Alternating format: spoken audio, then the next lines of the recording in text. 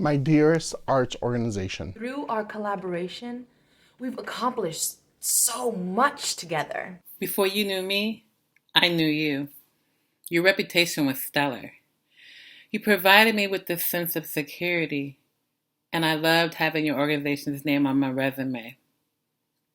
You always celebrated my talents and skills and showed me off to the board and the funders. I must admit, I was confused when you made sure I went back for seconds at those wine and cheese events. I assumed you felt ashamed or guilty that you hadn't paid me for joining you at the event. I understood. You were in a difficult position, so I didn't make a big deal about it. Besides, it was so exciting when the funding was flowing our way, and you were very clear that I too would benefit from participating. But during this pandemic, I reevaluated my needs and ambitions and revisited my plans to achieve them. I'm sure you have too. In the last 11 months, I've realized that we do not share the same values, that your organization is only a perceived security for me, and your care for me is not as I thought. I'm not sure you understand what I've been going through. Public acknowledgement of the dire situation that has befallen me and my teaching artist colleagues has not been forthcoming. When we meet on Zoom, many of my friends are missing.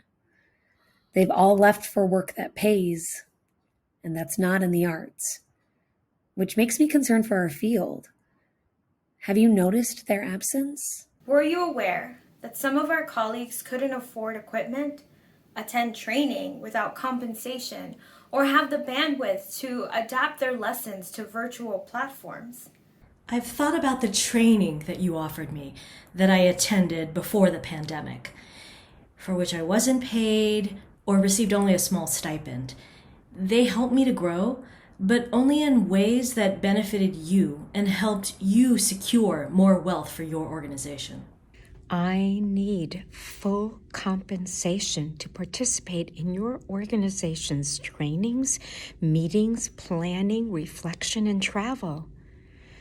This is an issue for equitable and fair labor, as vital to the professionalism and sustainability of teaching artists as it is to your organization's staff.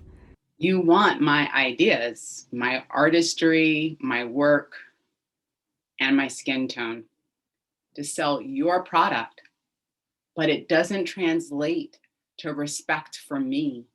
For example, you call me in to take a photo in support of Black Lives Matter.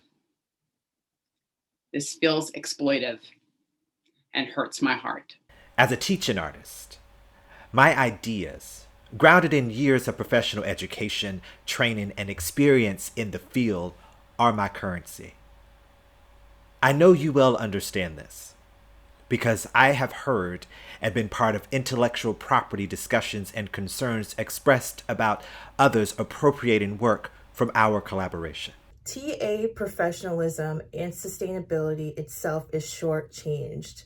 However, when our ideas, work, and documentation of our work is varied media is signed over as a sole intellectual property of arts organizations with which we contractually relate. It is anti-ethical for the teaching artist profession, being inherently about outreach and inclusion, to survive solely as a bastion of the privileged.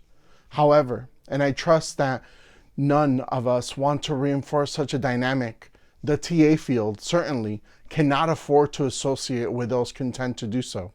As you know, I have shared my ideas willingly and freely and worked hard for your organization, sometimes neglecting my own self-care.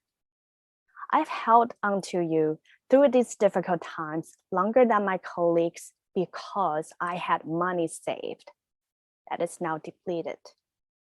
My family is supporting me, which I have nearly exhausted, or I am undeniably privileged. Please understand, I don't mean to hurt you, but the interdisciplinary breadth and experiential depth of my practice makes me a professional with a unique and equally important viewpoint. I have a personal life, a family, and a business that require my full attention. The strength of my ability, my intellect, and my imagination compels me to work with only those who will support my professionalism and my sustainability. I would like your support so that we can rebuild and reinvent our nation and the communities with which we live and work with teaching artists. I want to work this out with you, but you need help.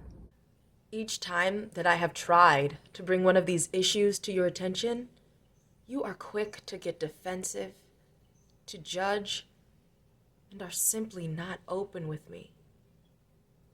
Please reach out to an advocate for teaching artists so that you can do the work to build a more healthy, vibrant, a more equitable relationship with me. Love, your teaching artist. Amalia. Lisa. Jessica. William. Miko. Marcus. Lane. Jennifer. Melissa. Indy. Diane. Annetta. Karina. Love, your teaching artist.